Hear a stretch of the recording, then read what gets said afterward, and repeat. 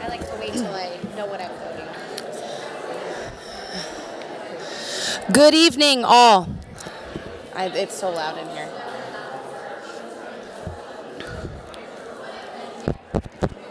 Working? I don't know. No. Good evening. I would like to call this meeting to order. Thank you all. I apologize, it's loud, and it's been a minute since I've had to use my teacher voice. Ms. Richards, may I have roll call, please?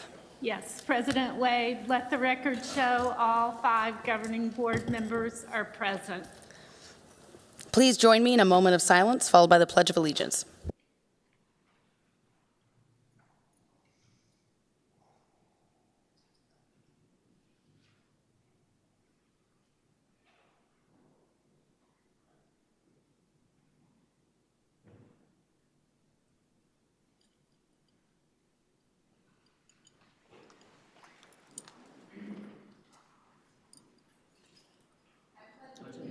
To the flag of the United States of America and to the republic for which it stands, one nation, under God, indivisible, with liberty and justice for all.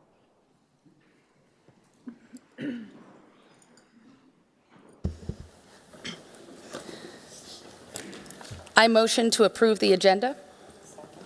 That would be Ms. Van Hook seconding. All those in favor? Aye. Aye. Motion carries 5-0. Ms. Richards, you're up. All right, upcoming events. We have a lot of exciting graduation ceremonies next week, beginning with HVA at Williamsfield High School at 7 p.m. Then we move to ASU on Tuesday at 2:30. We will be celebrating Higley High School graduates. Same location, 7:30, Williamsfield graduates. Then on Wednesday, we have our HTAP student graduation at 10 a.m. at the Higley Center for the Performing Arts. And nobody cares about the last one, or I think they do. Our last day of school is Wednesday, May 21st. That concludes upcoming events.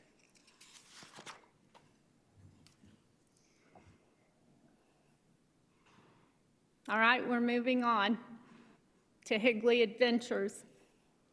All right, this year on April 12th at Williamsfield High School, we held our HUSD Fine Arts Festival. This exciting event showcased the incredible visual and performing arts from our students across the district. Here's a very short clip of this entertaining event.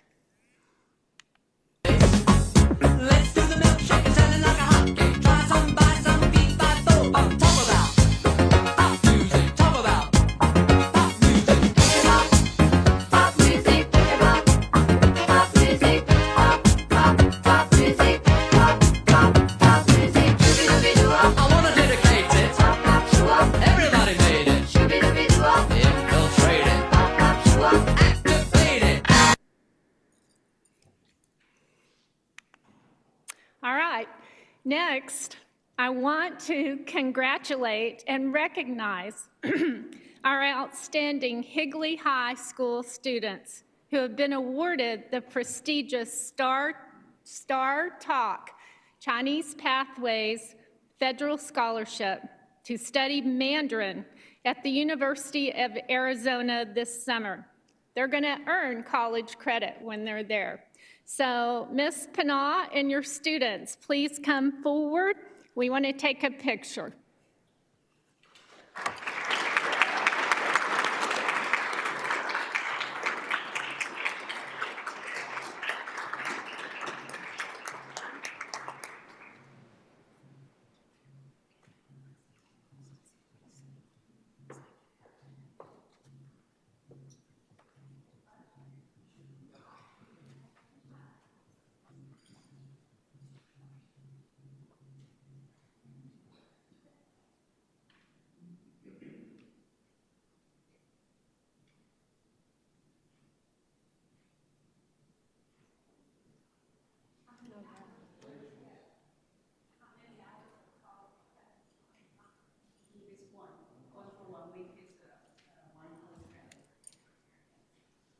So I just ask, how many hours of college credit? And Ms. Panaw said 1 for a week. Okay. Wow. And these guys are already beyond proficient, correct?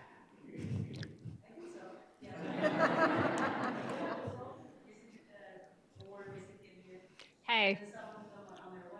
Yes, congratulations. Or ni hao, hun hao. I don't know. Very good. Say it very good. 很好。 Hun hao. That's what I said. Thank you, guys.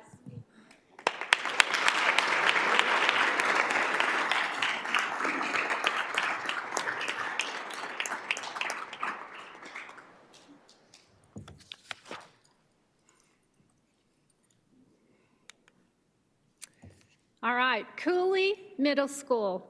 Their visual arts has been honored as a Skills USA Model of Excellence, a prestigious national recognition awarded to only 24 chapters in the United States. Cooley is the very, very first middle school to earn this distinction in the program's 11-year history. As part of this incredible achievement, 2 of the students will represent Cooley at the Skills USA National Leadership and Skills Conference in Atlanta, showcasing their project skills before a national audience. Great job, Cooley Cougars.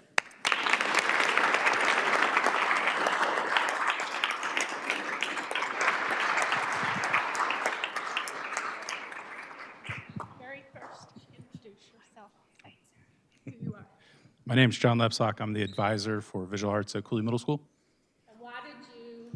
Why did you push your middle school students to do this or encourage them? Skills USA is focused on preparing students to be prepared for jobs on day one, and this is an opportunity to set a foundation for them to bridge to the high school visual arts programs and prepare to have real-world skills that are embedded with the essential elements, what they call them. They worked with CEOs, as well as did some research to say these are the critical skills students should have. And we embedded that into projects that they did using not only classroom skills, but the essential elements. So that's what we got recognized for Models of Excellence. Congratulations.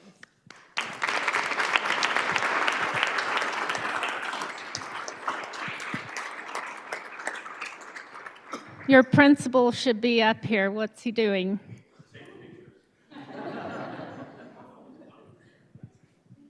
Mr. Cantrell, this is exciting for you guys. You pick.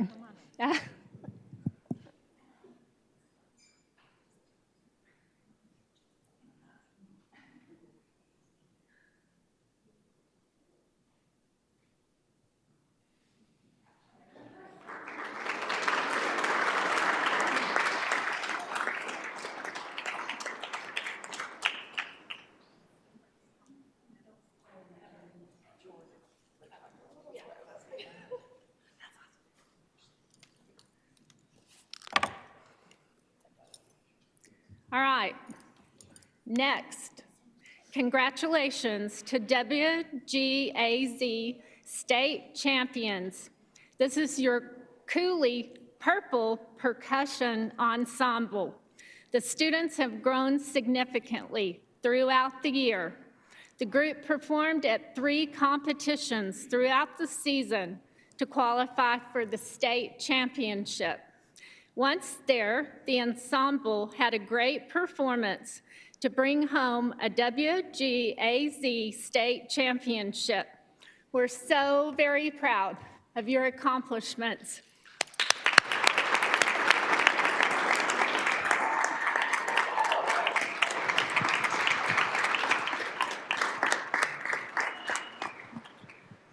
Mr. Edgar, is this a yearly tradition? Because I feel like it is. As much as we can make that happen, yes, we like that very much. Thank you very much. This group is comprised mostly of 7th grade students. We have just one 8th grader in the group, and super proud of their accomplishment this year. So, Cooley Purple Percussion Ensemble. All right.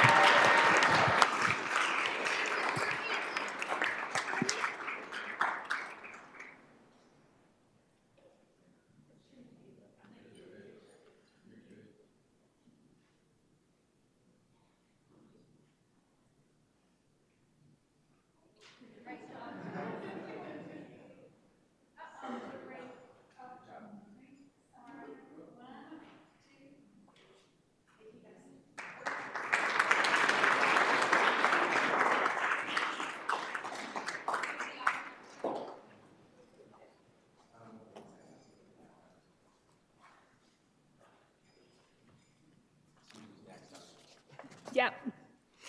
All right.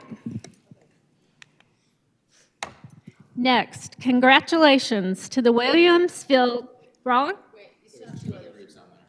Oh, yeah. What happened? They're just on the same page. Oh, I'm so sorry. It's all good. It is confusing. Now I just need to go backwards. No, I just need to stay. Color guard, one more.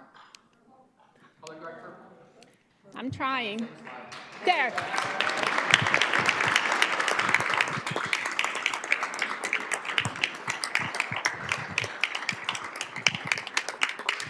Mr. Edgar, too many groups for me to wrap my head around.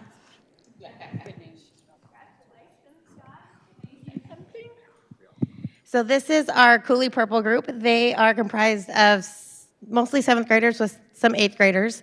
A lot of them are at the theater show tonight, so we're missing a bunch of them. But Pam and I think that they're probably undefeated for the last 12 years. They have about 10 groups of their division, and they work really hard and show up really early, and we're really, really proud of them. So good job, guys.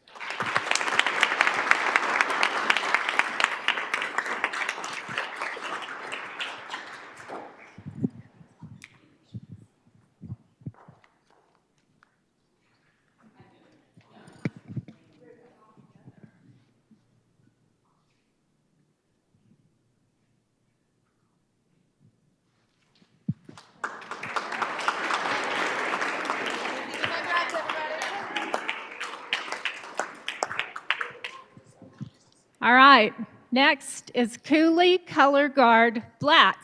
You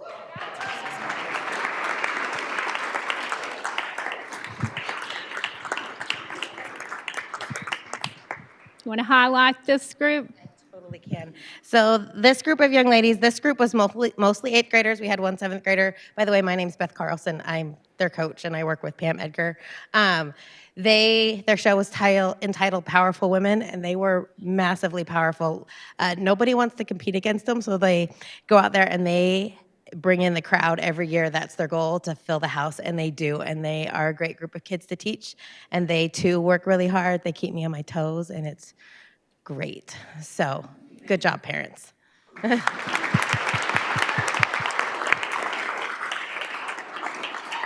do not want this thing. I'm gonna give you that.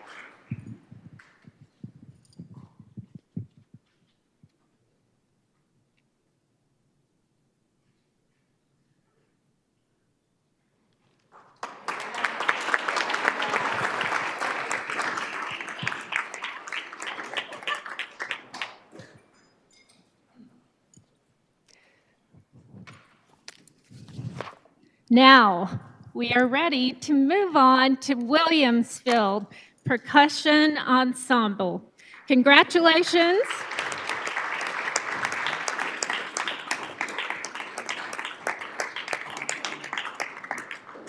These students had a great season. They placed first in every competition they entered.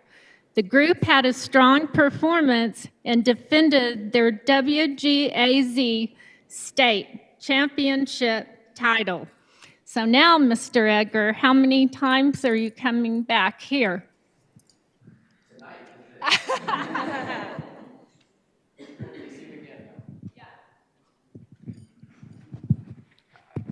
She got it. It was good.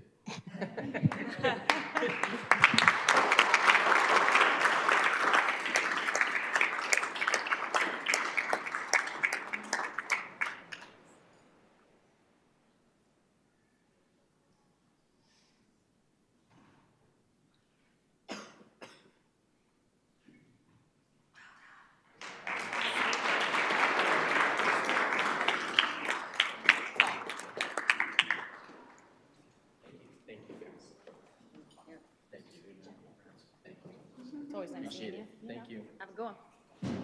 Thank you very much.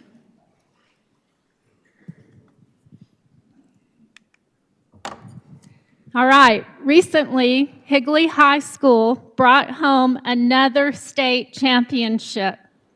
Mr. Hall, Mr. Cook, and their criminal justice students, please come forward. They beat an impressive field to win the crime scene investigation state championship. Please join us in congratulating them on this outstanding accomplishment.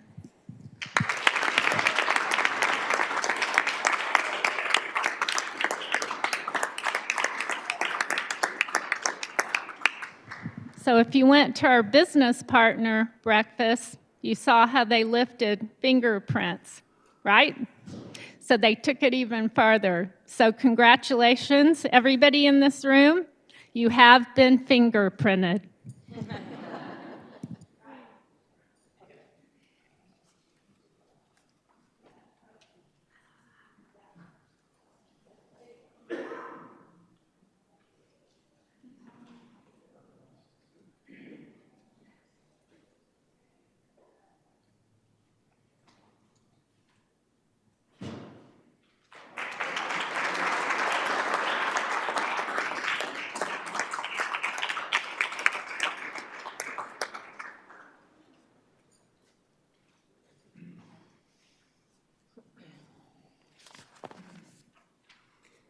All right, Williamsfield. Williamsfield High School wins gold. Recently, 11 Williamsfield High School students from the Criminal Justice Program brought home gold medals from the state championship in a variety of leadership and skills events. These 11 students will be representing Arizona in the national competition in June. Do I have individuals from Williamsfield in the audience? We learned about this one late, so congratulations to these students and the program.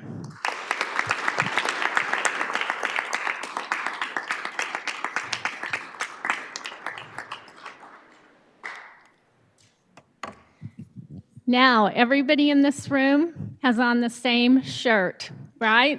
So if you're part of the Higley Leadership Academy, please come forward. I think Mr. Walker wants to brag on you guys.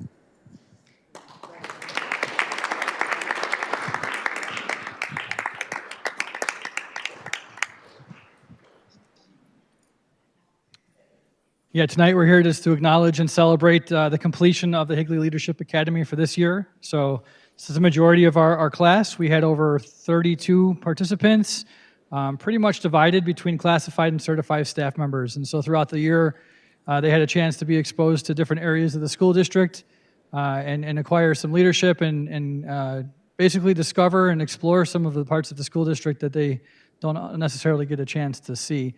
We do have a couple people that just wanted to say some words, and so I'm just going to pass the mic around if you guys wouldn't mind introducing yourself, and then where are you going? Oh, she had prepared? Okay. You ready? My name is Jen Miller, and coming from my own hidden corner of community ed, each meeting filled me with new ideas and excitement. I would regularly shoot a text off to my boss, Kim, before even leaving the parking lot. Her immediate response was always, "Great, I can't wait to hear about it tomorrow." The Leadership Academy has opened my eyes to the endless opportunities that Higley has to offer, the amazing people that I've met and shared with, and allowed me to learn about what is done behind the scenes. With the book study, reading Radical Candor, I've learned the importance of effective and open communication. With sharing my goals with my coworkers and supervisors, it has allowed me to share my thoughts with another perspective. It's given me the opportunity to offer input on ways to not only grow our program, but introduce all that community ed has to offer to all of our district families as a whole. Finally, the program has given me time for self-reflection. I found a new confidence when walking throughout our district and speaking with all levels of employees and knowing who and where to reach out for whatever my needs may be. During last week's final session, it was said that the inner circle of HUSD is a small one, but an open circle for communication. I truly feel that the circle just grew larger with everyone around me completing HLA. Thank you for this amazing experience. It's actually sad to see that it's ended, but I look forward to next year.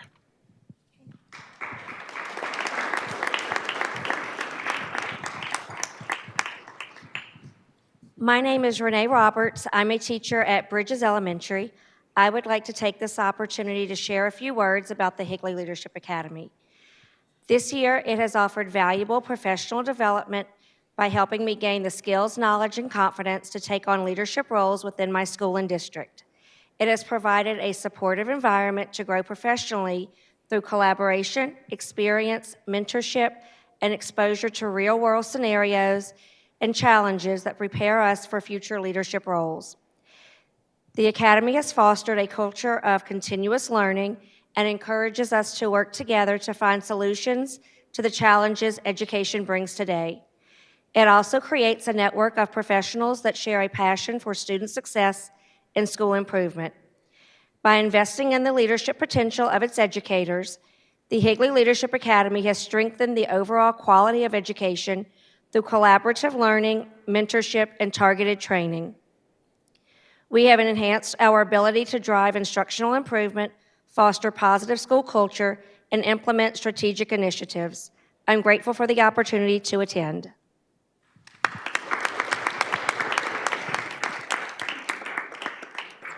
I'm Michael O'Neill from Higley High School.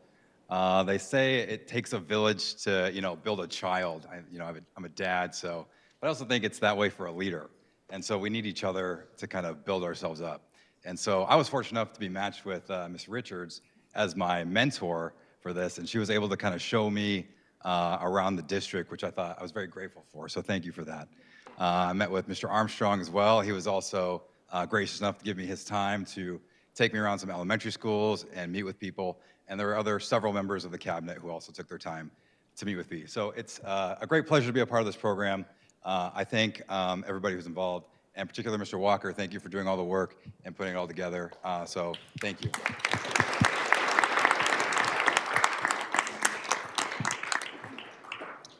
Okay, I am Beverly Peden from Williamsfield High School, and I got all the stuff they got out of HLA, but what I thought was really cool is that we are, as teachers, in the minority of this group.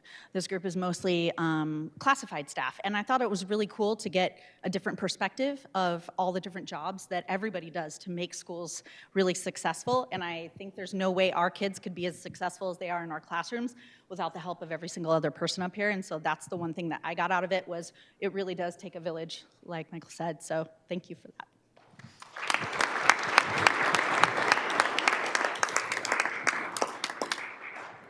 Okay, thank you. And these individuals took time, 8 sessions out of their nights to come and learn about Higley, so everybody's self-motivated and self-selected to be in the program. So congratulations, everybody. Thank you for all your participation.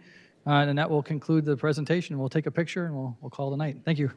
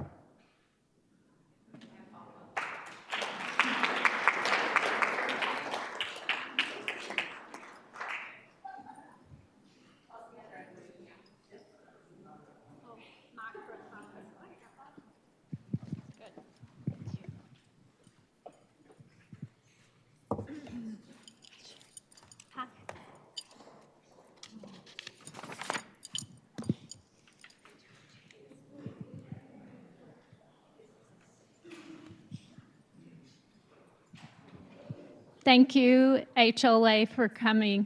We appreciate it.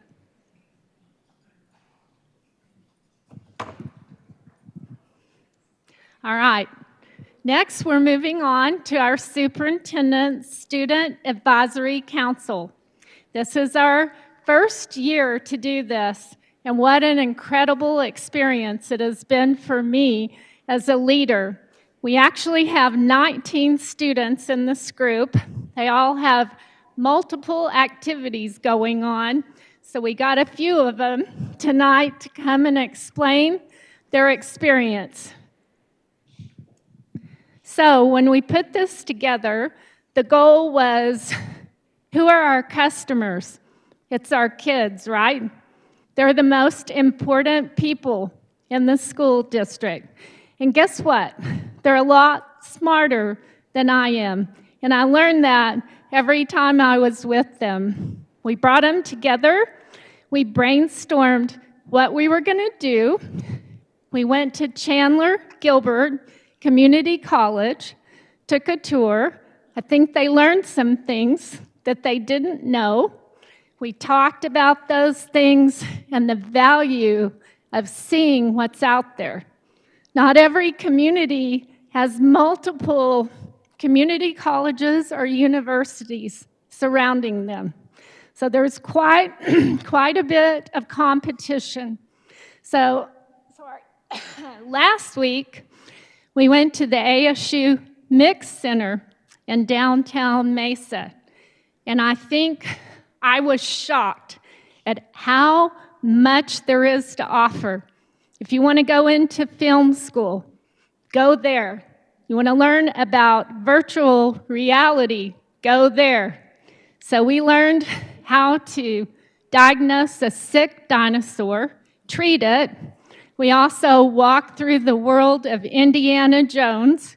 The one thing I was good at was using the torch to burn down the crazy, what were they, Michaela?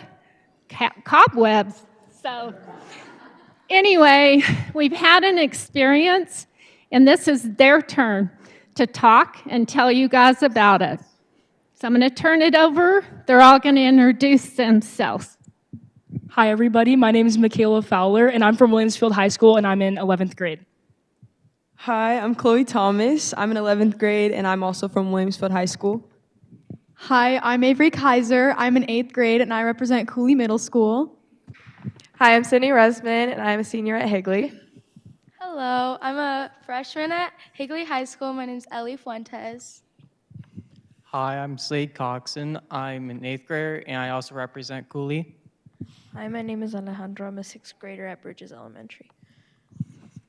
Okay, so as I said, my name is Michaela Fowler, and I've had the incredible honor of serving on the Superintendent's Advisory Council this year, representing Williamsfield High School and working alongside these beautiful students from across Higley Unified School District.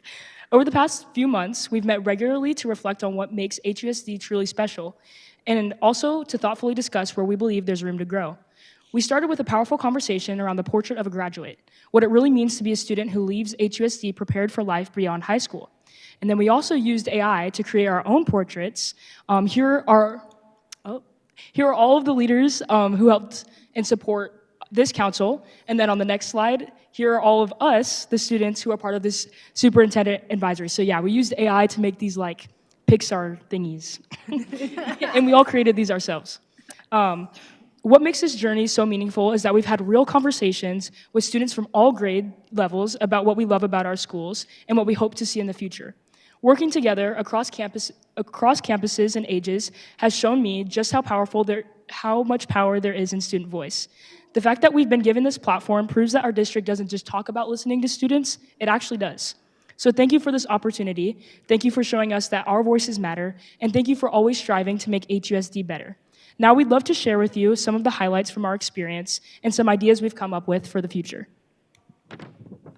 First, as a council, we all in our discussion talked about how you guys are always willing to improve. Whether it be problems in the district that students notice or even just behavioral situations, everyone always finds a way to make different situations have the best outcome.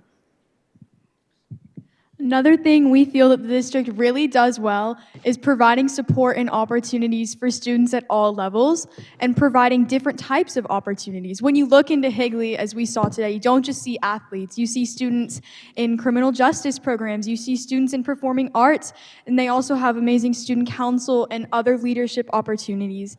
And then academically, they do a really good job of meeting students where they're at.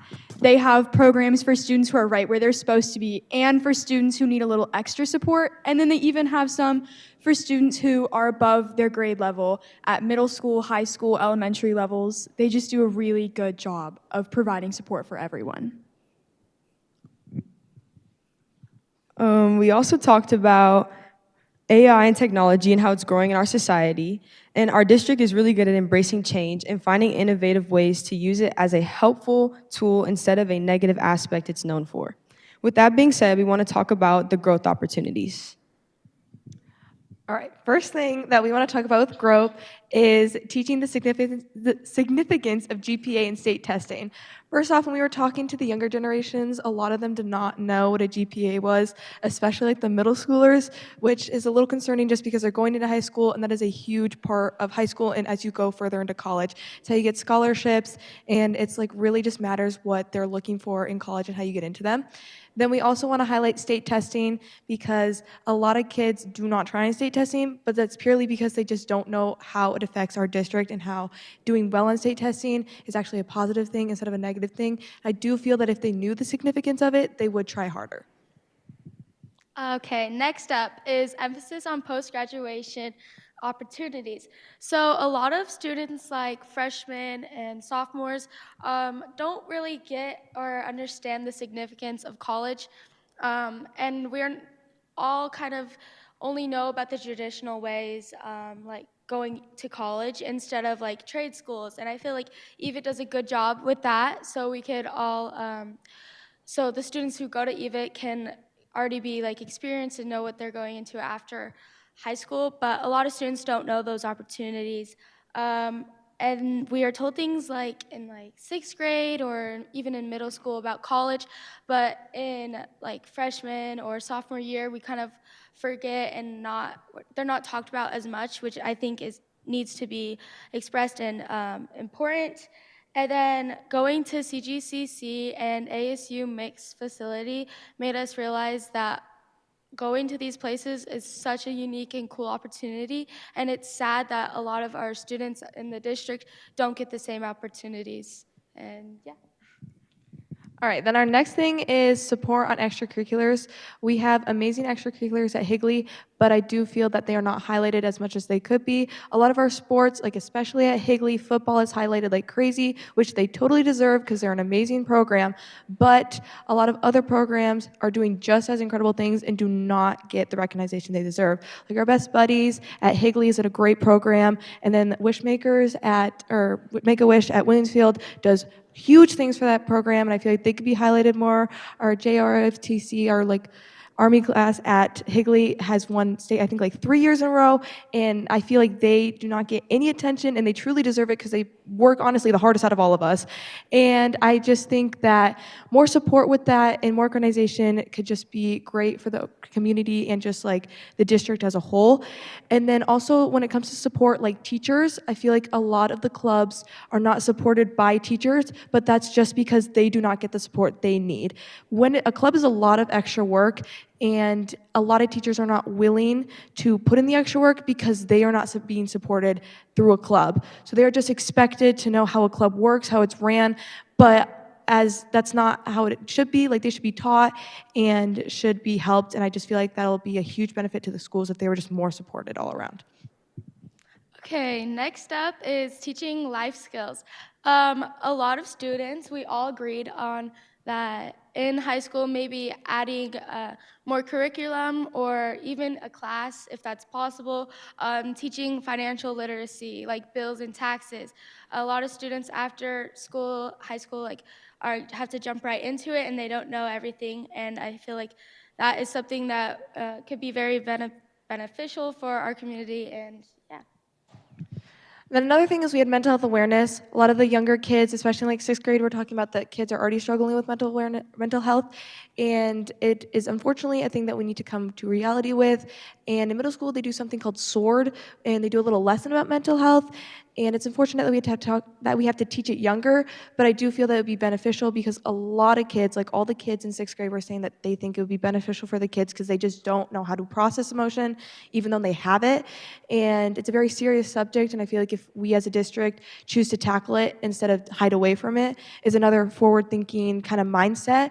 And like I said, it's becoming a huge thing in society to talk about. So starting those conversations at a younger age is just creating more open-mindedness and could honestly be hugely beneficial for those kids. Okay, next up, interactive learning. So a lot of us agree that when we went to the ASU Mix Center, it was a very interactive learning lesson and kind of like unique experience where we got to experience learning through VR.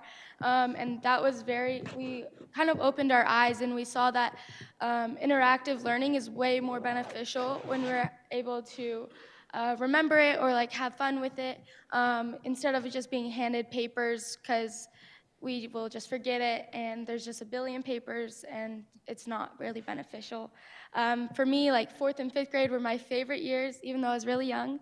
But those years I did a lot of like interactive learning, hands-on activities, and I think that's helped me, and like I've grown with that and I remembered those lessons, and I think if we apply that to older and like high school years, that could be beneficial. And then the last point that we want to touch on is professional development opportunities for substitutes, especially at Williamsfield and Higley. We have a lot of long-term subs, but they're kind of just thrown into a class with no guidance on the class and no understanding how to do classroom management. We just think that maybe providing them with a short lesson on how to run the class or just giving them extra support would be really beneficial and create a lot of differences that we see, because I feel like a lot of students just don't feel supported because they are having a sub who doesn't know what they're doing, and I feel like the subs don't know what they're doing because they've never taught the subject, they've never majored in it. So I feel like from a district we could support subs more by just giving them the support they need, because they matter just as much as teachers do. And now I'm going to pass it back to Michaela. And if you're wondering, here are all the pictures that we have from all of the places we went to. We talked a lot about the ASU Mix Center and CGCC. We learned a lot and got to see a lot of really cool, unique things that we wouldn't really get to see if we weren't a part of this council. So with that being said, thank you so much for taking the time to listen to our reflections, ideas, and hopes for the future of Higley Unified School District. Being a part of the Superintendent's Advisory Council has truly opened our eyes, not just to how much thought and care goes into making this district great, but how much our voices matter as students. We've learned that growth doesn't just happen through policy or curriculum. It happens through collaboration, through conversation, and through truly listening to the people your work impacts the most, which is us. What makes HUSD special isn't just the academics, the opportunities, or even the amazing programs. It's the heart behind it all. The fact that students from elementary school to high school can sit at the same table and be heard, that's what sets our district apart. We hope our insights today encourage continued growth, innovation, and student-centered thinking. Thank you for giving us this platform, for valuing our perspectives, and showing us what it means to lead with purpose. We are so proud to be students of Higley Unified School District, and even more proud to help shape its future. Thank you.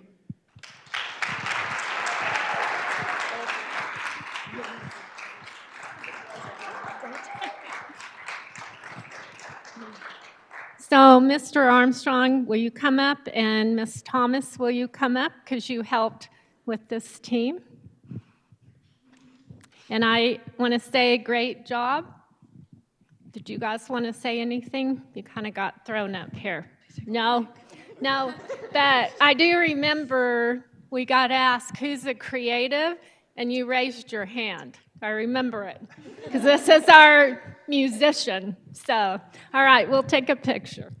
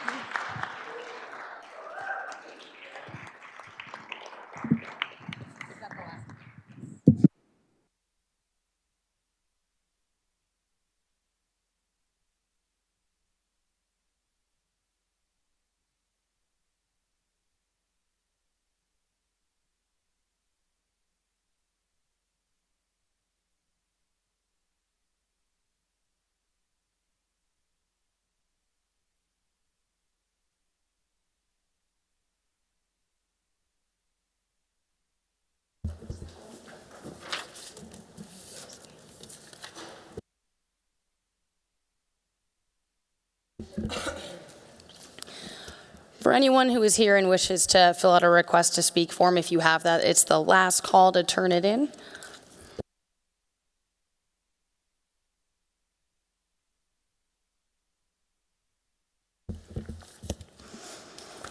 We will now move to a public hearing to discuss the fiscal year 2025 budget revision number 3. Mr. Moore. Yes, good evening, President Wade, members of the board. Tonight we'll be presenting our final revision for our fiscal year 2025 budget. This will be our third budget revision. As I just mentioned, this is kind of the culmination of our current fiscal year's budget timeline.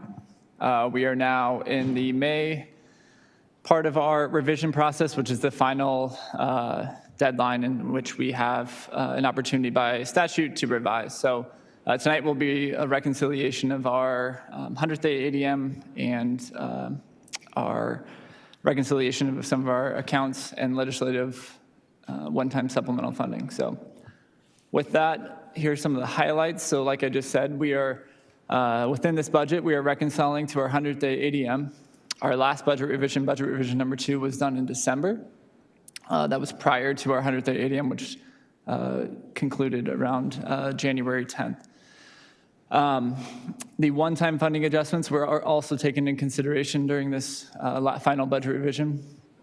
So there's a law that was passed in this legislative cycle that included 2 one-time supplemental funding sources. One includes an additional Group B weight funding supplemental for free and reduced price lunch. That totaled for Higley $181,000, just above $181,000 in additional funding. And then the same law also provided a one-time capital supplemental for 2025, and that totaled $325,000, just above $325,000. So those are both taken into consideration into this budget. And then lastly, as the board has been well aware of, this is the final year in which our override is fully funded. So next year we'll begin the phase down, and the board has already been privy to phase 1 reductions and has reviewed the phase 2 survey. Looking at the budget implications for the maintenance and operations budget, from left to right, this looks at our budget categories. Our revised budget number 2, which was again in December. Our revised budget number 3, which is currently on the agenda tonight, and then the differences. So from December to May, or really our 100th day, we saw a slight increase in ADM of 13.8 students. That's equated to a revenue control limit increase of about $457,000. We increased our transfer because as we reconciled the one-time supplemental funding from capital, which is noted at the bottom, we projected $300,000 in the budget revision number 2.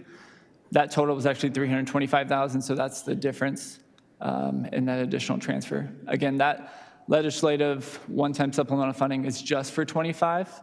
That will go away in 26 and next year, so we'll actually see a budget reduction in that sense. The override, we trued up and reconciled that total override number. That $14 million represents a fully funded override.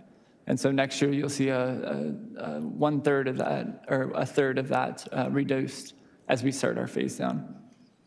And then our budget balance carry forward in December, we reconciled that so there's no change in our carry forward from the prior year. And then some small reconciling for our Prop 123 dollars. Totals, budgetary change for maintenance and operations of $423,000. Looking on the capital side, far less changes in terms of capital because this uses a prior year funding model. So we had a small reconciliation to our capital funding formula, which is also known as district additional assistance. We increased that $16. And then like I stated before, the transfer from the one-time capital supplemental is reflected as a negative on M&O because we're transferring that to capital, so it's reflected as a positive on capital. And so the only really increase to the capital budget is a reflection of that one-time supplemental funding of $25,000. So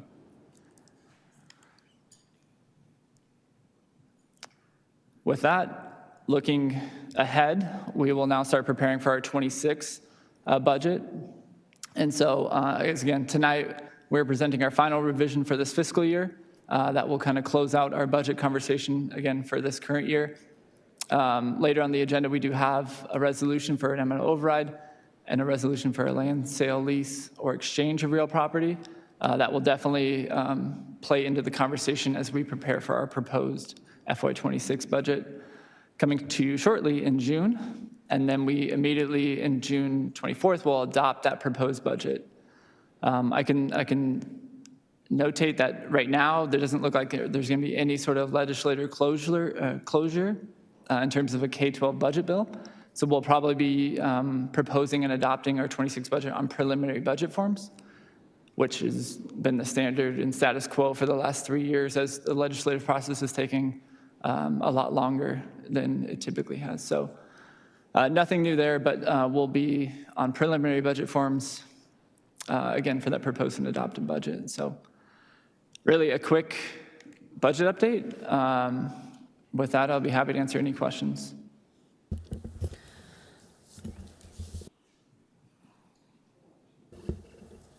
President Wade, Mr. Moore, the DAA supplement, that gets applied to capital, correct? Yeah, so the President Wade, Member Van Hook, the district has the discretion to apply it to either M&O or capital. We have chosen to apply it to capital because we have a capital need within our district. So yeah, and that is reflected again in this transfer, on the transfer line. And then as far as the free and reduced lunch amount, that could be applied to either M&O or unrestricted capital? That's correct, yeah, and we have chosen to apply that to the maintenance and operations budget. Thank you. You're welcome. Does any member of the public have any comments or questions regarding the fiscal year 2025 adopted budget?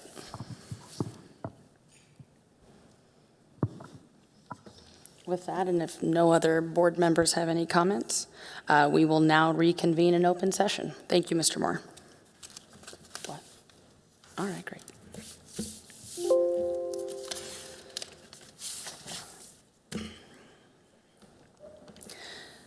Next on the agenda are the requests to speak. Please play the video.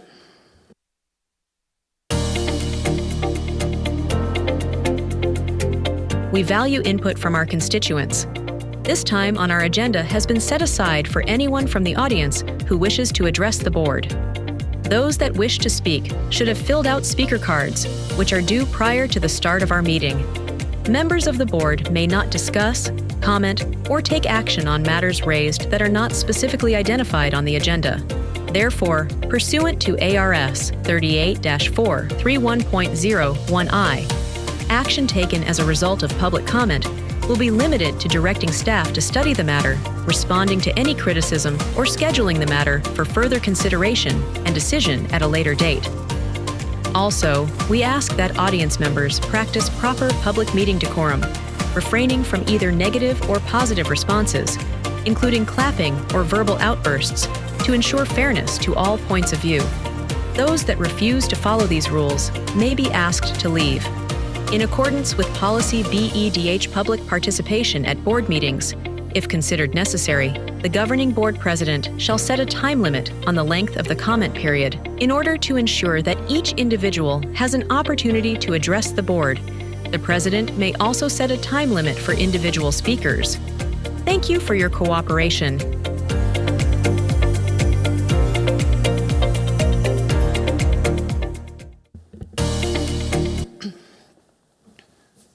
We have a Stephanie Giddings.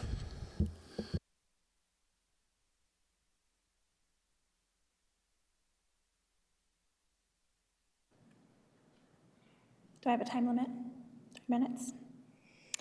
I would like to preface this by stating that despite what the district has claimed through their attorney, there are currently open investigations with Queen Creek and Gilbert Police into the school staff and into Gilbert SSO for their failure to make a mandatory report.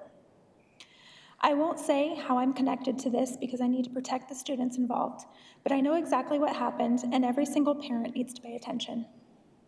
On March 27, 2025, a student at a Higley School District campus was accused through an anonymous report of raping another student. That alone should have triggered immediate action and a call to local law enforcement. By law, school staff are mandatory reporters. Their duty is crystal clear. Report it to law enforcement. Do not investigate, do not interrogate, do not decide guilt or innocence. But that's not what happened. Instead, two school officials, with the knowledge of the principal and the SSO, pulled the alleged victim into the office and questioned them alone. They asked this child, for all they knew, to relive potential trauma without prior notification to their parents, without caregiver support, without even documenting the conversation. They treated a felony rape allegation like a minor rule infraction, and then sent that child back to class like nothing had happened. No safety plan, no call to appropriate police, no trauma-informed care, nothing. Left to process the shock and confusion of such a heinous inquiry in the middle of her school day, the student turned to their friends. Within the hour, students were buzzing with whispers about the details of a rape allegation interview. This wildfire of rumors, ignited by the school's reckless handling, spread with no way to control it and no end in sight. Then came the unthinkable. The district blamed the alleged victim for sharing what was so casually asked of her in that interview. Not the staff who violated their duty of care, not the adults who failed both students. No, they pointed fingers at the alleged victim. The district maintains that they had a right to conduct this interview despite the fact that even uniformed patrol officers do not name suspects nor conduct these types of interviews without extensive training and certification of interviewing alleged victims of sex crimes. Even worse, school personnel took it upon themselves to declare this allegation unsubstantiated. Let that sink in. Non-law enforcement school personnel, without proper training, without legal authority, decided a rape allegation was false based on a couple of questions. A dean of students whose job is to investigate, quote, from your job description, minor school code violations, played detective in a sex crime allegation. This was not just a mistake, it was a catastrophic failure. The truth is, the allegation wasn't real, but the damage is. A student now lives with the trauma of being wrongfully accused and publicly shamed. Another student was questioned about rape in a school office by people unqualified to do so. Both were failed in devastating ways. And I'll see you at the next meeting.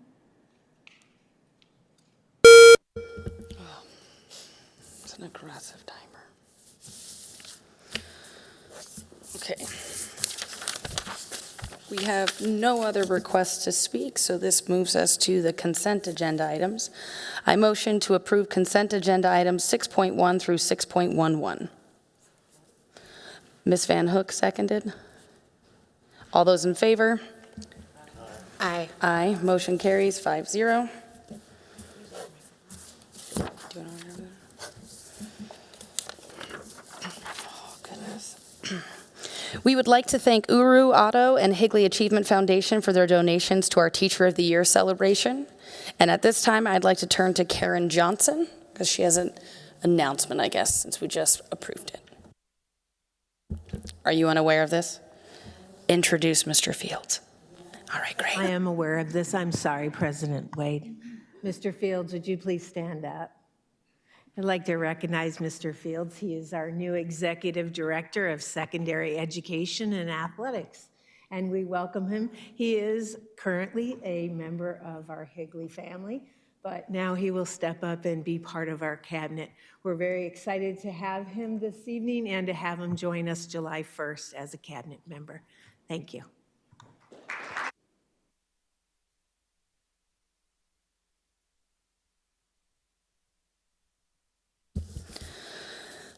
This brings us to policy GBEBB, staff conduct and students first read. Mr. Walker, you are up. Good evening, President Wade, members of the board. Bringing forward an update to policy GBEBB, staff conduct with students. There was a change to the legislation from House Bill 2310 that addressed basically an extreme form of grooming that would culminate in what would be defined as child enticement. And so we've added the reference to the statute that's been updated 13-1430 to the references on our existing GBEBB policy. It is noted that the policy already contains language that says staff are basically required to comply with any laws. And since this law is in relation to the policy, we've added that as the reference to the policy.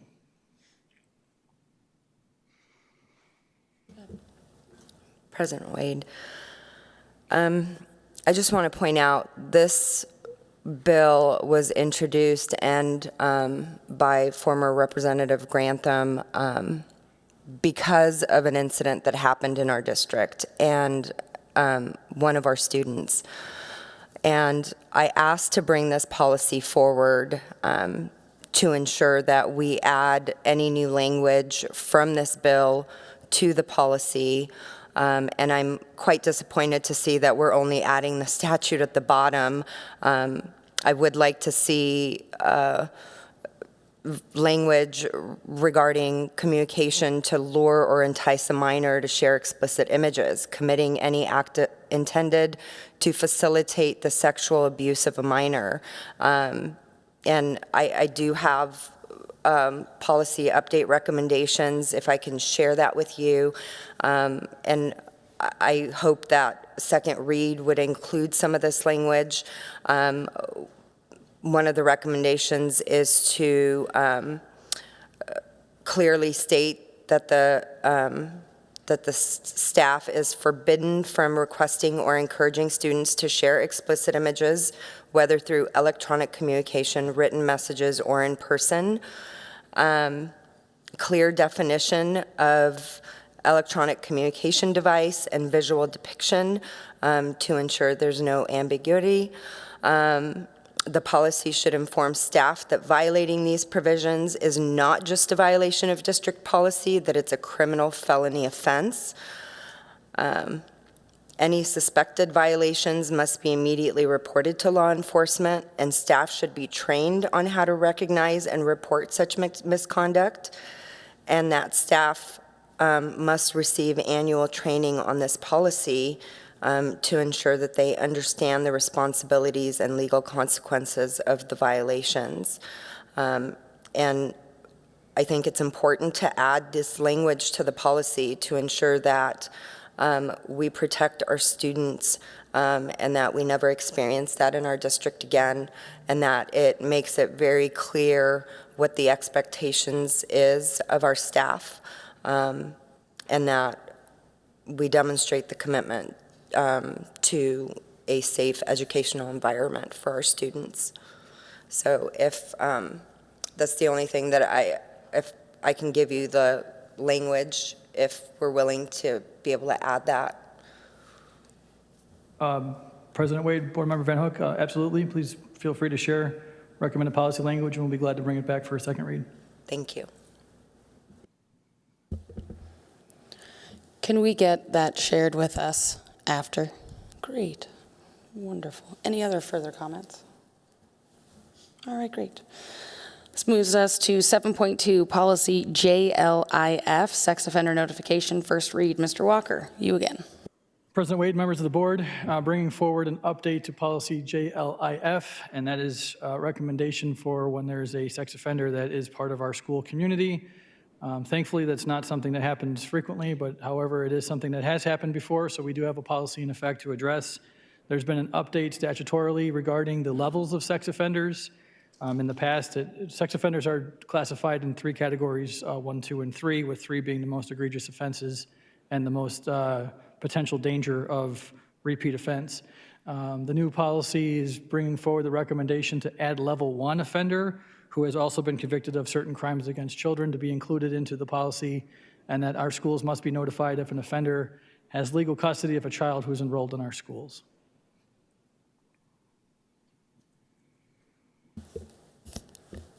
All right, thanks, Mr. Walker. Oh, wait, no, go ahead. President Wade, Mr. Walker, is it possible to add that the notification in the statute says notification should be within 45 days of their presence in the area, to the second paragraph where it says local law enforcement agency to notify the community, if we can add within 45 days of their presence. And then also it said notifications must include offender's photograph, address, and a summary of their criminal background. Notification must be disseminated in a non-electronic format. Electronic notification may be used only if recipients opt in. And then the statute language, the school in which the juvenile is in, this is the second page, the school in which the juvenile is enrolled shall make the information it receives pursuant to this section available to teachers, parents, guardians, and custodians on request. Now, how does one know, and I know that that's the language in the statute, but can we go above that and notify the community and all, everybody without a request, just being proactive? We'll be happy to discuss that with legal and with cabinet. I mean, anything we can do to make our schools safer, we're happy to consider it. Some of the notification doesn't come through us, it comes through the police department or jurisdiction, so I'd have to look in to see if we can update the policy to talk about the 45-day. I don't know at this point, but we're happy to look into that. So as a district, if we can just take that extra measure of notifying community, if that's something that we can do, I'd appreciate seeing it in the policy. But again, I'll send you my recommendations and see where we can go from there. Sure, glad to take any recommendations. We'll bring it back for a second read. Thank you.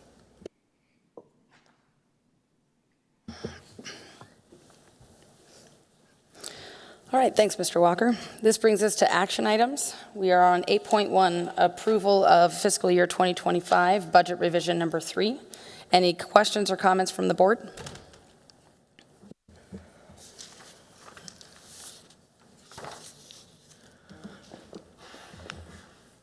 I just have questions about increases that I saw. There's a notable increase of 12.3% in special education spending, which rose from $18.2 million to $20.4 million.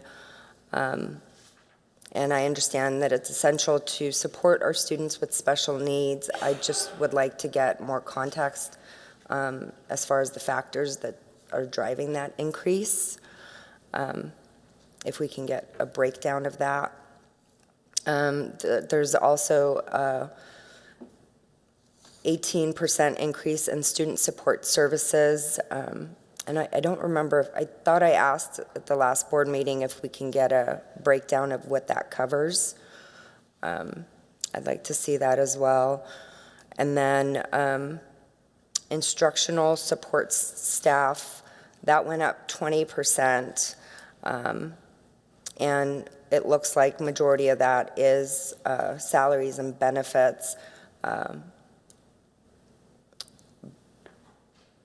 But I'd like clarification to know that is it in fact salary and benefits, or is it adding additional support staff?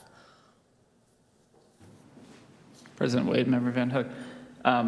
Please remember, this is not actual expenditures. What is presented is the budgeted expenditures that we anticipate spending. So, but you have to remember when looking at that page, I believe it's page 1, the M&O salaries page that you referenced. We also, they don't provide a line for our contingency. So the $21 million we have to put into these numbers as budgeted funds because they don't give us a separate line item to break that out. I believe we talked about that before. So, I remember now. But I can certainly provide some more context in regards to our increased anticipated budgeted expense for SPED. We continue to see increased SPED costs across the board, and Ms. Miller could provide that, but we can certainly follow up and provide that information for you. That'd be great, thank you. And also the doubling of the debt services expenditures, which goes from 10 million to 20. Is that part of the line item that you're talking about? I can speak to that, President Wade, Member Van Hook. That is a exact replica of us preparing for our debt payment. So our debt payment fluctuates every year, and that's just a larger payment in which we have this year. We anticipate that we have a couple years of high payments, and then they'll go down after we pay off some outstanding debt from the 2013 authorization. So, Okay, thank you.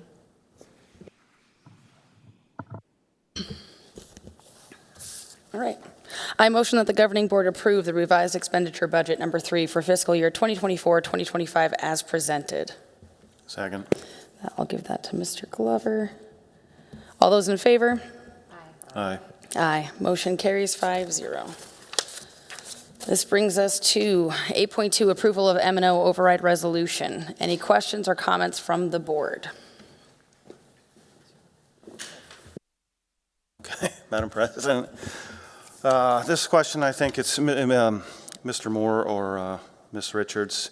Is it safe, I'll look at you and ask it to you, is it safe to say that aside from the required minimum raise required by state statute, by law, that a majority of classified and certified teachers received no raise this year in Higley? President Wade, Member Glover, yet we did not do any raise for classified, or with the exception of the classroom site fund increasing, certified did not also get a raise. Okay, and then my second question is, if we put an override resolution on the ballot, is it reasonable to expect, since 70 to 80% of a school district's budget is M&O and 70 to 80% of that goes to salary and benefits, is it safe to assume that we would be able to then offer raises to classified and salaried people if this override passes?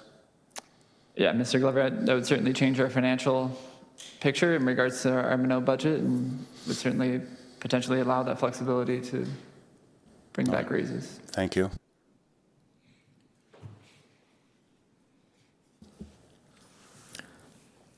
President Wade, I'd like to say that as a newly elected board member, I take my role in representing our community and steward the taxpayers' funds very seriously. While I understand the importance of considering an override, I find myself needing more clarity before I can confidently support placing it on the ballot. The district has recently approved salary increases and currently holds carryover funds that could potentially be allocated strategically. At the same time, I recognize the ongoing concerns about financial oversight and long-term planning in our financial department. As someone who values fiscal responsibility, I want to ensure that any decision we make reflects strong stewardship of taxpayer dollars and clearly communicates to our community that we are both responsible and grateful for their continued support. Thank you.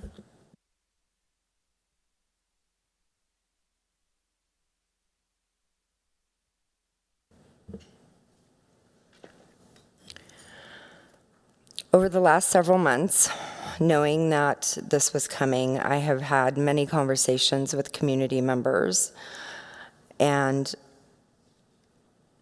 they've all had a clear message. They do not want another override. Just 6 months ago, the majority of our community voted no on this very issue, and here we are, barely half a year later, asking them once again to approve something that they already rejected.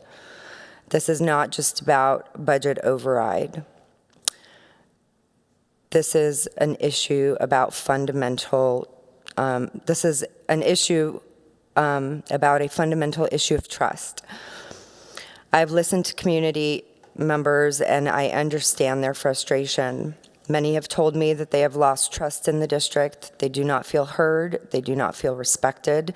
They are deeply concerned about the direction this district is heading and the decisions that the majority of this board continues to make.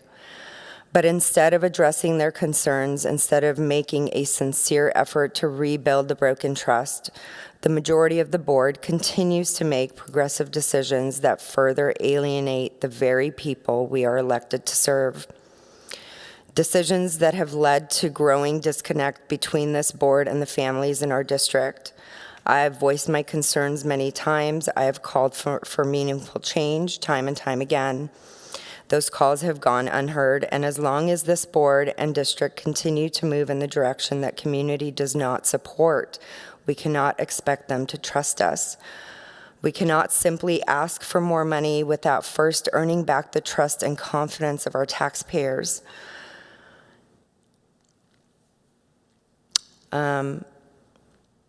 That's it for now. Go ahead, Michelle. President Wade, we all speak to the community, and maybe we're speaking to different community members, but the community members that I've spoken to want our teachers to be compensated well. They want our schools to thrive, and they know that we're not asking for funsies for an M&O override, but something that we need that's a necessity. We've all sat in the meetings and listened to Mr.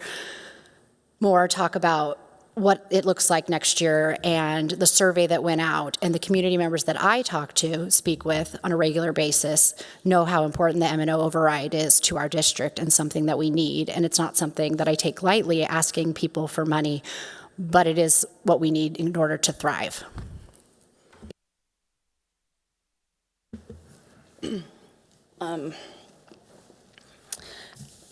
Look, from my perspective, our job as board members is to do what is in the best interest of district. That is literally what our intent is, right? And we do so while listening to the community, and any efforts that we do that the community is unhappy with results in not getting elected again should we choose to continue to run, right?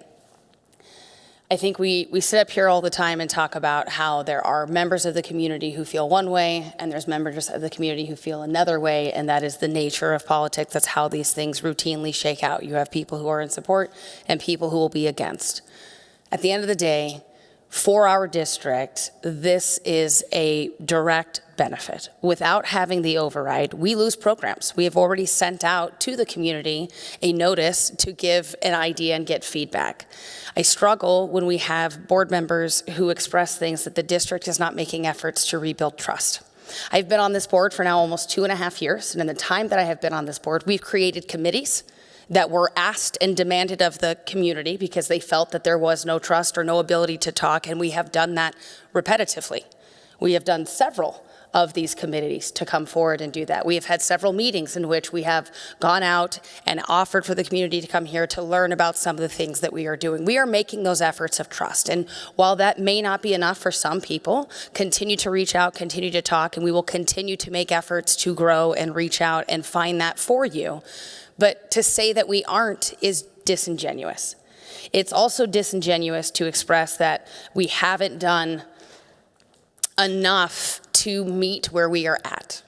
Right now, for this district, like so many districts in the state of Arizona, because how we structure funding, we know what happens when we don't pass an override. Right now, we have $14 million as part of our budget, and we have finance for our next coming year for that 1/3 that we had to figure out where we're going to do, and we've already made some cuts for that. We've removed certain positions, and the place that felt it the most would be the administrative level, okay? And we worked really hard to try to avoid anything else, which, again, I am grateful for, and I've expressed it before, because we have centered staff, because as Mr. Glover pointed out, staff is a large part of this.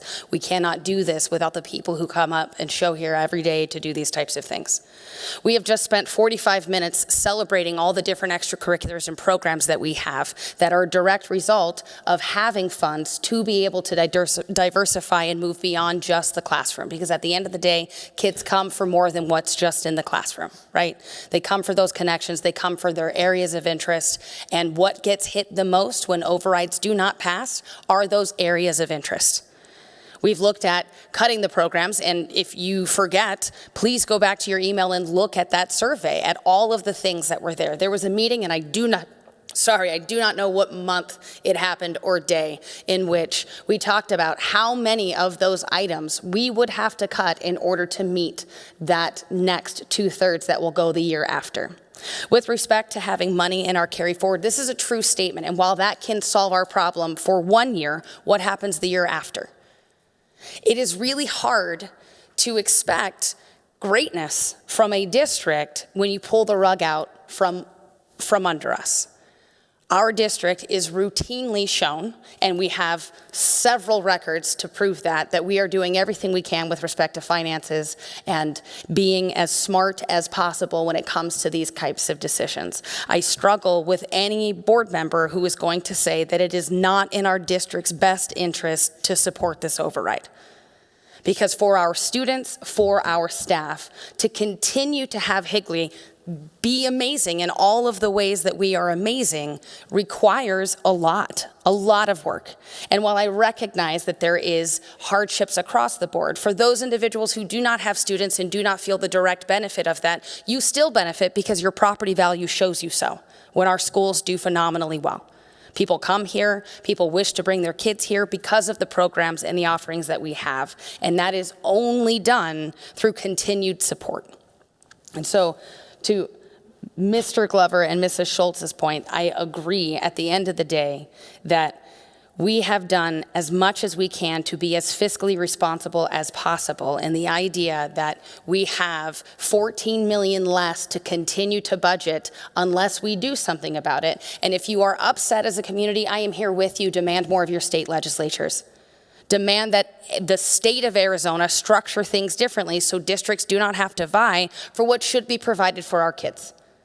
It should be, and it's not. And instead, we have to do this. This is literally part of the structure that has been written into our law for decades now.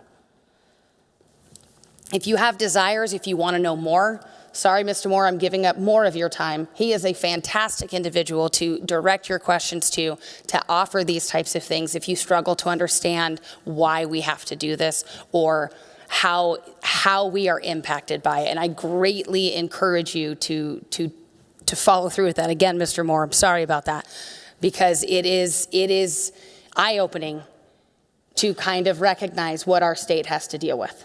So I'm appreciative of you. I'm sorry about your time.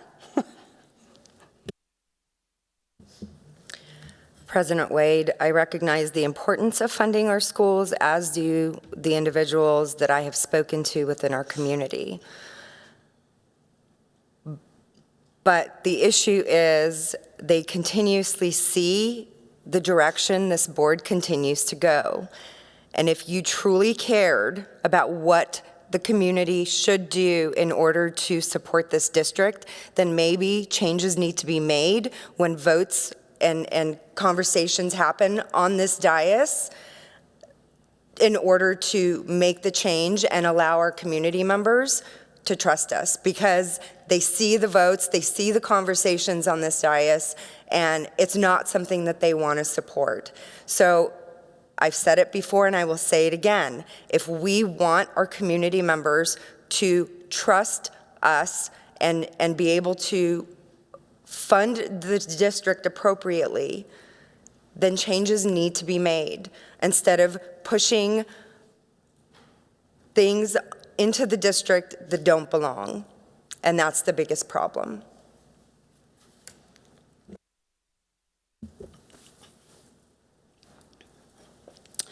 All right, with no further comments, I motion to consider, discuss, amend if desired, and if deemed advisable, to adopt a resolution ordering and calling a special maintenance and operation budget override election to be held in and for the district, and declaring the deadline for submitting arguments for and against the election to the Maricopa County School Superintendent as August 8th, 2025 at 5 p.m.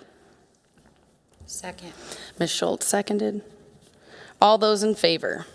Aye. Aye. Aye. All those opposed?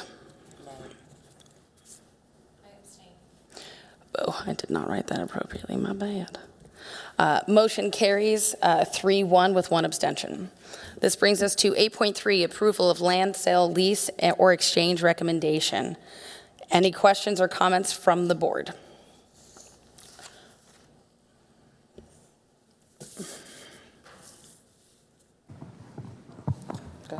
President Wade, members of the board, if I may, the comment that we had last board meeting with regards to just identifying lease language, if I may make one clarifying message, the recommendation is to include all three, sale, lease, and exchange, but in the pamphlet, we can specifically identify that site and very specifically explain our direction or the board's direction to lease that property.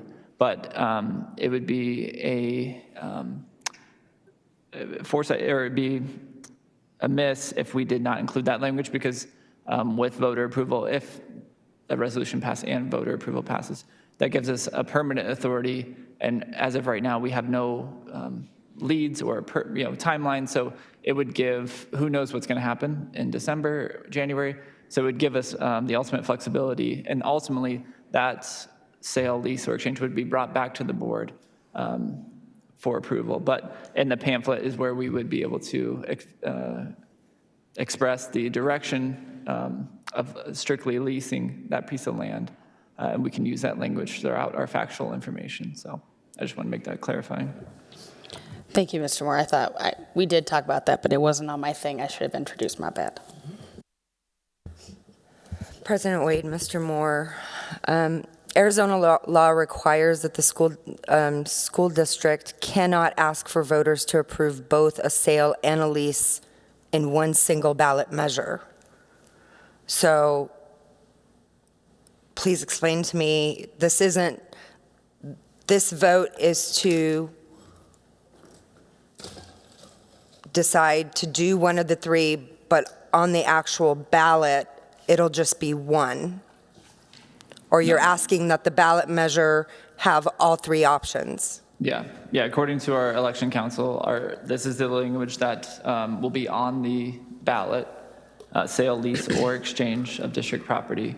It is not, again, the authorization to do all three. Or it's giving voters to pass it. That gives the authorization to do one of either sale, lease, or exchange. Then ultimately the board would bring back that final approval to either sale, lease, or exchange. This language is referenced in the statute that's referenced in the resolution. Okay, I'm sorry. So on the actual ballot that goes out to people, we will decide which one will be on that ballot? No. Or you just said that all three would be on there? Yes. As individual or combined? One question, providing the district authority to sell, lease, or exchange. Okay, but so according to statute 15-1101A, that says requires a ballot measure specifically for selling property. 1102B says requires a separate ballot measure specifically for leasing a property. So combining two options into one measure is not clear, and how do we leave that open-ended for our voters? President Wade, Member Van Hook, that's all under the same statute. Those are subsections under the same statute is how I understand it. But it still requires separate ballot measures. And then there was an Arizona court case, Cromco versus City of Tucson, requires that ballot measures be clear, precise, and specific about the government action being authorized. And by not being specific as to what we're going to do, whether we're going to sell, lease, that's not very clear. How do we expect our voters to say, sure, do whatever you decide, instead of having a clear decision on what exactly we're doing? And if we want to be able to have either a sell or lease, then we should have two separate ballot measures on the ballot. We should not be combining them. President Wade, Member Van Hook, our legal counsel for elections couldn't make it tonight, so if the board wanted to table this so we can answer those questions, I don't know if Ms. McClellan can answer that, but.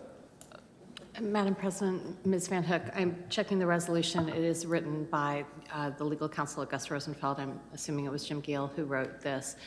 In my experience, it is commonplace for a school district to ask for all strands of authority with regard to legal property, but I am not an election law expert. So I am familiar with the Cromco decision. It doesn't address specifically the issue that you are raising, which is whether there need to be separate questions. So without Mr. Gill being here, it would be my advice that you table this item if it's not going to affect the district's ability to call for an election at a later date. Is that correct? Correct. It would not affect our timeline in which we can get this on the November ballot. So if the board wanted to table this one, to which our legal counsel, Mr. Gill, can come back and answer those questions. Do you want a motion to table? Yes, I'll motion. I move to table Action item 8.3. Second.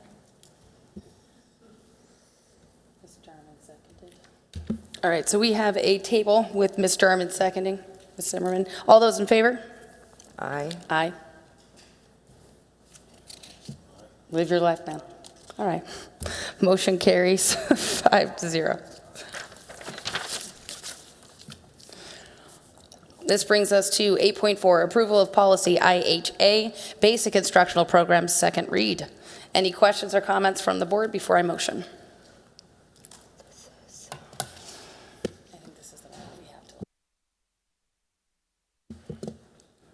Do you have a statement? All right, great. I motion that the governing board approve policy IHA, basic instructional program. Second. I'm going to give that to Ms. Van Hook, seconded. All those in favor? Aye. Aye. Motion carries 5-0.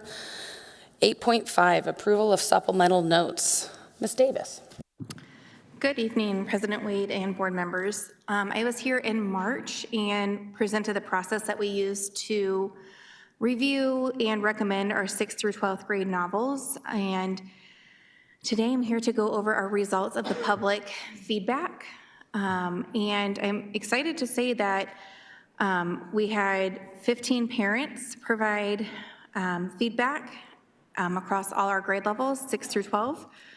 93% of those parents agreed that our novels align with the Arizona state standards. 93% of those parents agreed that the novels promote critical thinking and meaningful discussion. And 87% of those parents agreed that the novels provide opportunity for rigorous learning. So the feedback does affirm the work of the novel committee and reflects strong alignment between our parent community and the work that the committee did. So with that, I will turn it back over to you. Any questions or comments from the board before I motion?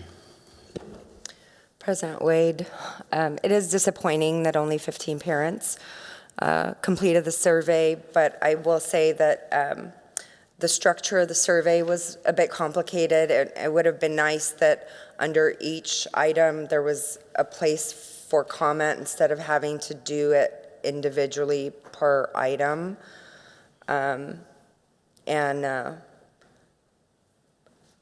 I tried to just follow, and I do have to say it was a bit complicated for the survey, and more time consuming, I think. But as far as the books itself, and where are we? We're on 8.5. I'll just read my statement. I'm deeply concerned that the committee did not reject a single book, which raises serious concerns about why adults in a school setting feel it's okay to put such content in the hands and minds of students. We should require a written explanation for why each book was approved, including any concerns that were raised and why those concerns were ignored. As board members, our primary duty is to ensure that our schools are safe, supportive, and academically sound environment for our students.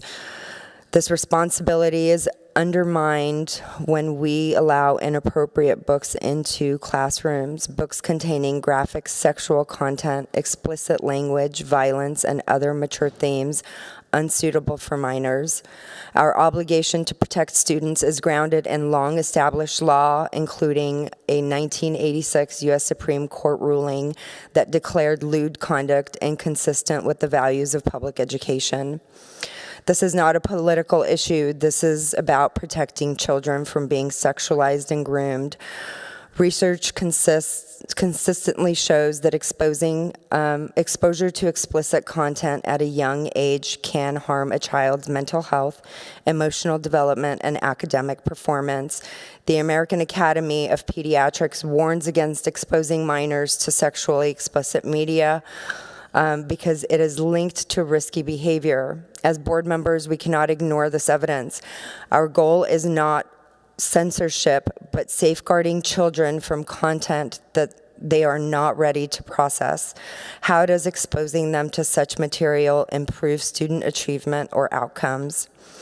At the last board meeting, Board Member Glover mentioned that with policy IHA regarding 9/11, that the content was too explicit for minor students. Yet here we are allowing our students to read such books, and I don't understand how we can continue to allow this to happen. That's all. President Wade, I'm kind of frustrated that this only says sensitive content.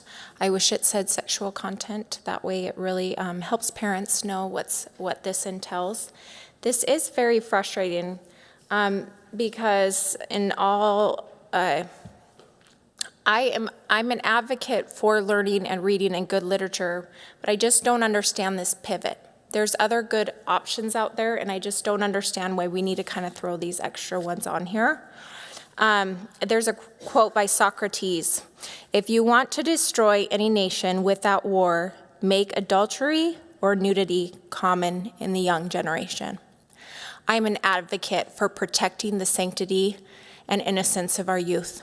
There is certain topics that are more need to be addressed at home.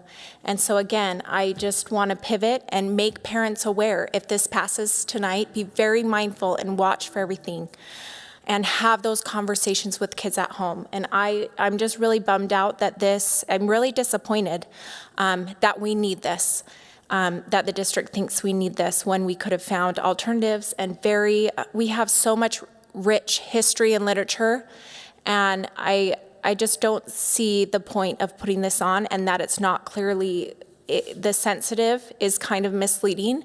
It needs to say sexual content on that. So I just want to express my grievances.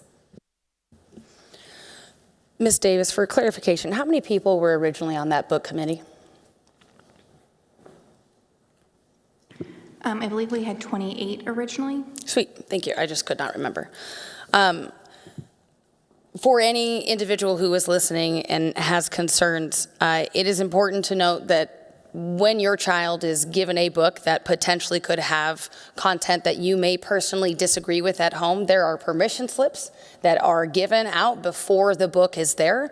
That is a policy. We even updated the permission slips and what they looked like last summer. And so at the end of the day, what this does is choice. I'm appreciative to this committee, even though we didn't have to do this. This is something we chose to do as a district, again, trying to be transparent and respond to constituents' concerns, in that individuals could come, they could look at this, and the fact that every single individual in that committee, who are different human persons with different thoughts, beliefs, etc., all felt that at the end of the day, it was more academically rigorous. And while the novel itself may have a few paragraphs of a subject that may be something that you do not wish your child to read, again, that was within your control, and it's still within your control at all times. And I think that is important. Opting out is always available. So I thank you for the people who did the committee, the 15 folks who took the time going through that survey, because it matters.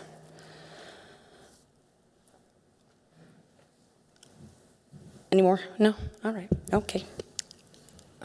President Wade, and I've expressed this before, but yes, parents have the option to opt their children out. But the unfortunate thing is those children that do opt out can't be in the classroom when the book is discussed, and that's not fair.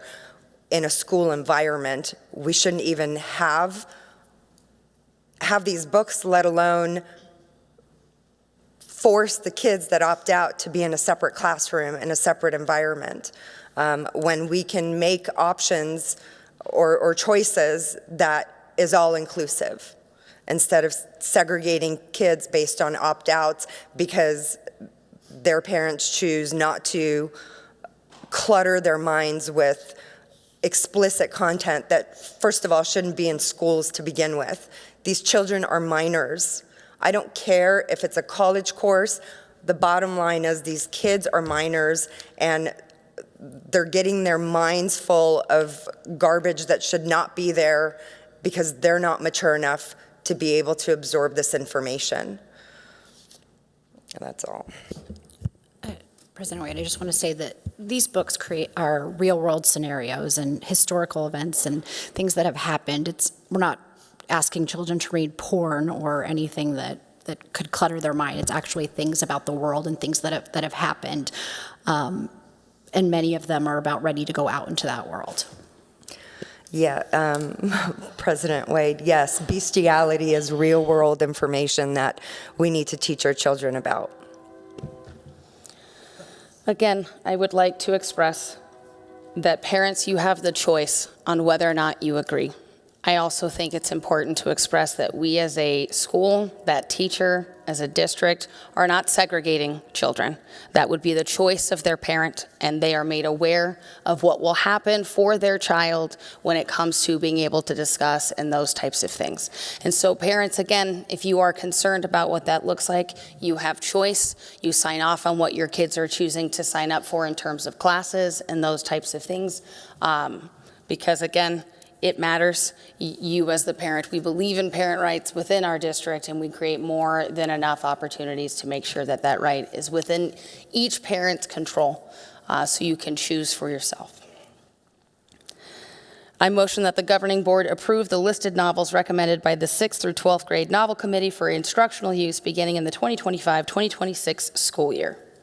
Second. That would be Ms. Schultz seconding. All those in favor? Aye. Aye. Aye. All those opposed? Motion carries 3-2. This brings us to 8.6, approval of supplemental instructional materials. Ms. Davis. Hello again. So also in March, I shared similar process, but for our pre-K-12 supplemental materials. And we received 11 public feedback responses, again, all from parents. 100% of the parents agreed that the resources align with our Arizona state standards. 91% of the parents strongly agreed or agreed that the materials promote critical thinking, discussion, and essential skills. And 82% of the parents agreed that the resources provide rigorous learning opportunities, while 18% indicated partial rigor. So once again, there is a strong alignment between the community's input via the public feedback survey and the committee's work on the review.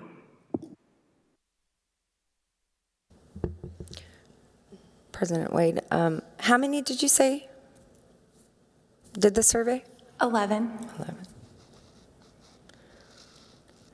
And then how often is our supplemental material list reviewed and updated? It looks like we have 21 pages of supplementals. It is updated annually, like the novel list. Okay. And do we ever decide, like, nobody's using this and we can get rid of it? Correct.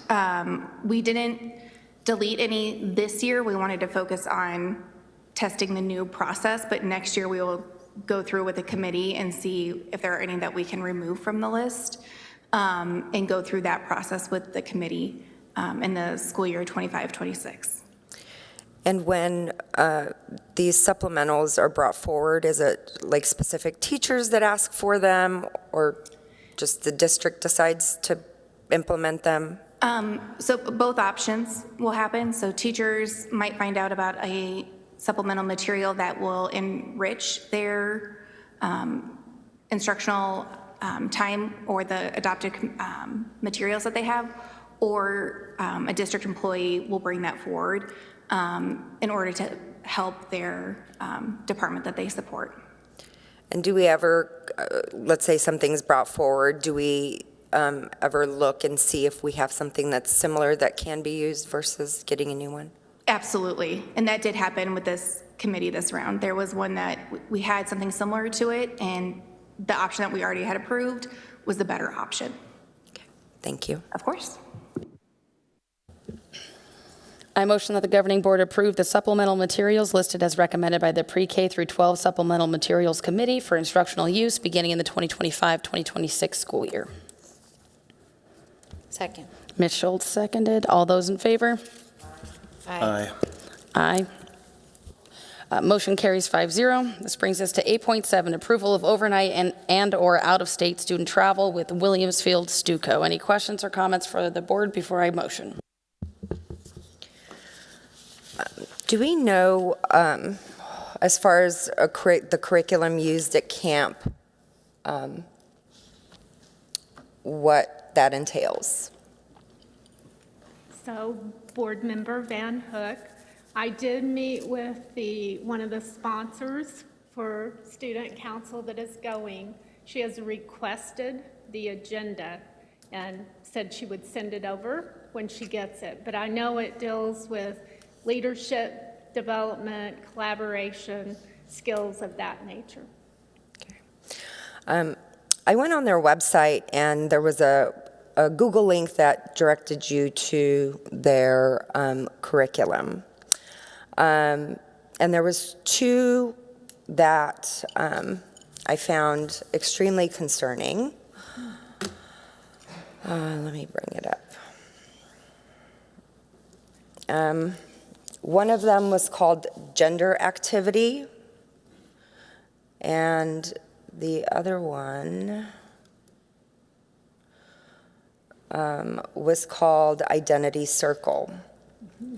And both of these are absolutely inappropriate. The Gender Activity separates the boys from the girls, and they ask them questions. It says, there's no talking, and you just have to sit there and listen. And they ask the boys questions as to, have you ever taken a drug or alcohol to make yourself seem more like a man? Do you carry a condom in your wallet in anticipation of having sex? Have you ever believed that whether or not you were going to have sex was solely dependent on the woman? That's just some questions for the boys. And then for the girls, have you dressed provocatively to attract a man? Have you said yes to a man because you were afraid to say no? Have you ever been afraid to show affection towards another woman for fear that you would be called a lesbian? These activities not only violate the principles of privacy, respect, and parental rights, but also conflict with state laws and state and federal laws. The other curriculum, the Identity Circle, again, it tells them that they can't talk, and then they go through the criteria, and they ask, it's funny because at the top it says, maturity is important because the nature of the activity. And then it says, they ask, are you a senior? Are you a sophomore? And then they walk according to these categories. Dancer, singer, middle child, innocent questions. And then it goes into religion. Are you Christian? Are you Jewish? Are you Buddhist? Are you Baptist?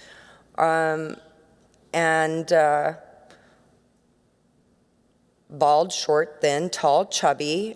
Talk about putting students on the spot and make them feel weird about their appearance.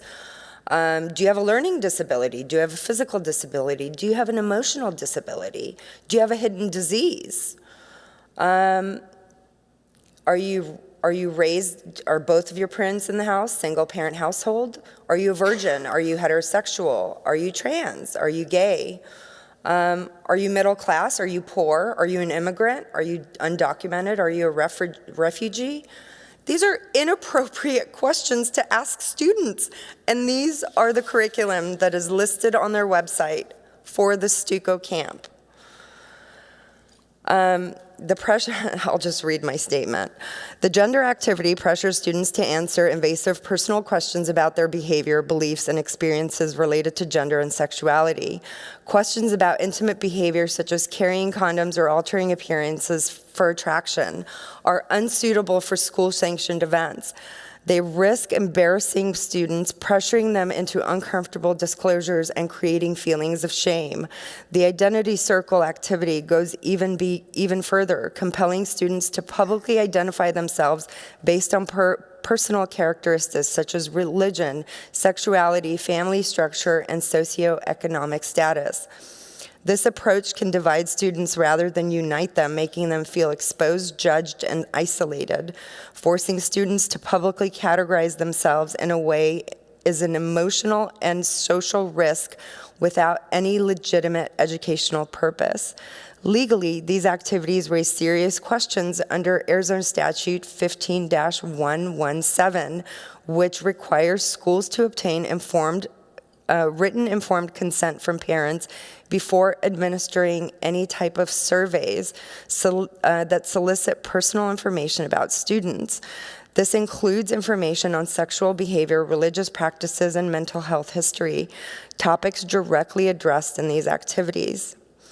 Conducting these activities without parental consent could expose the district to legal penalties.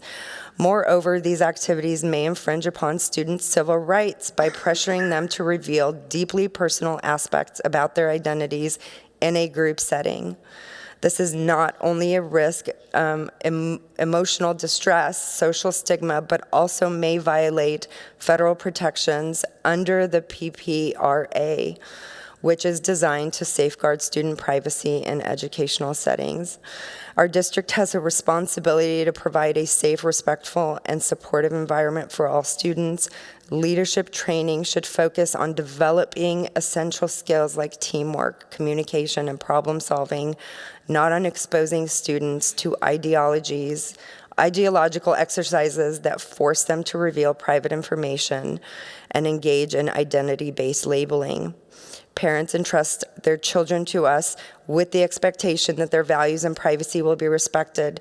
The inclusion of these activities not only undermines parental rights by exposing their students to controversial content without parent acknowledgement, but parents are probably unaware that this is even part of the curriculum. And if they knew, I wonder how many would rightly object. Given these significant concerns, ethical, legal, and educational, I can't support our students attending this camp unless we can demand that these two curriculums be removed from the activity.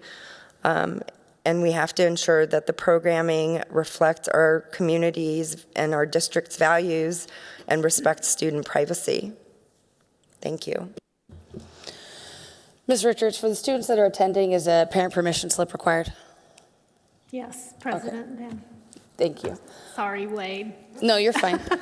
The only thing I wish to express to that is just an alternative view. I'm not here to change anybody's opinion. You get to feel how you feel about this. That's totally fine. But as an individual who sometimes is part of categories that are not always expressed, having other people part of that creates groups, it creates inclusion, and having been a part of certain types of trainings in which your job is to go out and speak to larger whole communities and how you interact with the people around you, the purpose is to get people to understand differing perspectives, right? And so when I can better understand different perspectives, I can better represent the student population that I serve or whatever the situation might be. I look forward to seeing whatever the agenda is as they share that. But I appreciate the question. I was assuming we gave parent permission slip. I just wanted to make sure.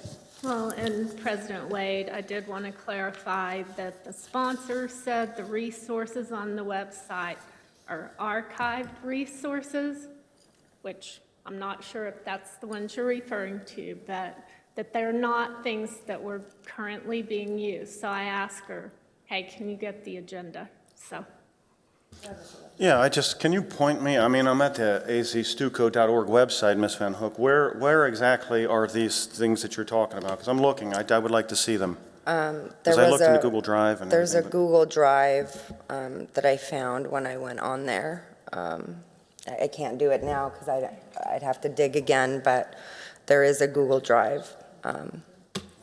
I thumbed through the Google Drive. I'll look again, but I didn't see the same thing. I can find the link and send it to you. But I can share the two curriculum as well. I also would like to see that link because I didn't see it as well. Sorry, I don't have it in front of me. When are the date? This is a June dates for this, is that right? Is it June? Okay. So in order for them to be able to go, we'd have to vote on it today.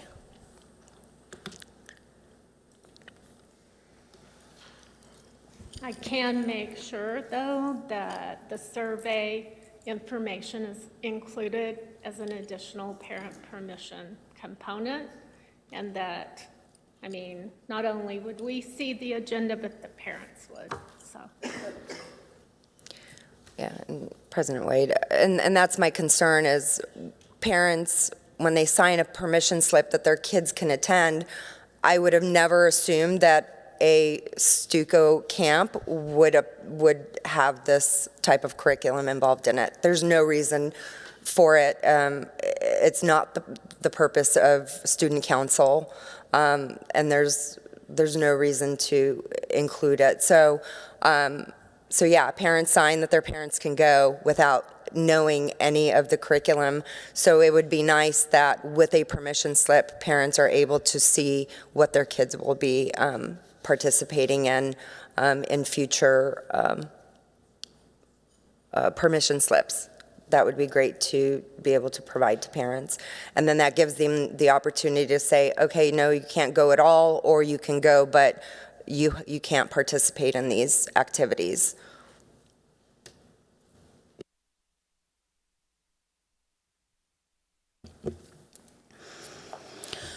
All right. Yeah, go ahead. I motion that the governing board approves the overnight and out-of-state student travel request for Williamsfield High School Student Council. Can we make an amendment to that to just say that as long as it, wait, did you say as long as it includes the agenda? You didn't I say mean, that. that's what we were talking about. We were going to Right. send the agenda. Can we just say with that the in our pro- vote so that, I mean, do I have to? is that possible? Madam President, Ms. Schultz, Ms. Wade would need to amend her motion. Okay, thank I you. would like to amend my motion and re-motion. I motion that the governing board approves the overnight and out-of-state student travel request for Williamsfield High School Student Council with the agenda going out with the permission slips. Second. There we go, Ms. Schultz, thanks. All those in favor? Aye. Aye. I just have a quick question. The permission slips have already gone out, haven't they? Yes, Board Member Van Hook, yes, but we will send another one, okay, with the survey permission and the agenda. And will the agenda include those two assignments? Or it's what their agenda It's unclear to me whether that's actually part of this camp. So whatever is on the agenda, we will share for sure. Okay. I'm going to have to abstain because I can't vote yes or no without knowing what the agenda is. All right, motion carries 3-1 with 1 abstention. This brings us to 8.8, ratify payroll and expense voucher 1130. Any questions or comments from the board?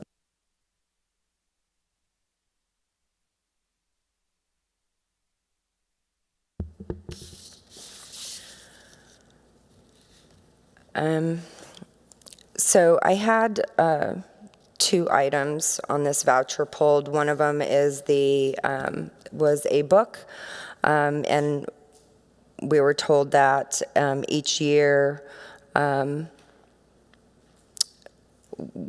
we recognize outstanding students with a book at senior awards. But I can't support another giving our student a book containing, again, explicit content. Unfortunately, it's too late to change what has already occurred since I don't know whether it was Higley or Williamsfield, but Williamsfield's awards were tonight. But I'm generally troubled by the fact that a teacher would choose this book to give to a student as a gift. The book contains highly inappropriate material, including depictions of rape, sexual assault. It also includes references to incestuous relationships. Additionally, the book contains references to bestiality, and I don't understand why this would even be considered as a gift. And so I hope that in the future that we can carefully consider literature that we give as a gift to our students and choose books that have clear educational value, because this isn't it. The other one, again, is the expense for the Stuco camp. And so, because they're on the same voucher, I unfortunately have to vote the same. I motion that the governing board ratifies the payroll and expense voucher 1130. Second. Ms. Schultz seconded. All those in favor? Aye. Aye. Aye. All those opposed? Nay. Motion carries 3-2. This brings us to future agenda items. Items for future agenda. Does anyone have any requests for future agenda items? Just what we talked about earlier for the, perfect. Great. Nobody else? All right. I motion to adjourn, I motion to adjourn this meeting, my bad. That would be Ms. Van Hook, seconded. All those in favor? Aye. Motion carries 5-0. Have a good night, everybody. And congratulations to the class of 2025. Oh, yeah, look at you, all the vice president and stuff. Yes, indeed. Graduation's coming up, everybody. Good luck.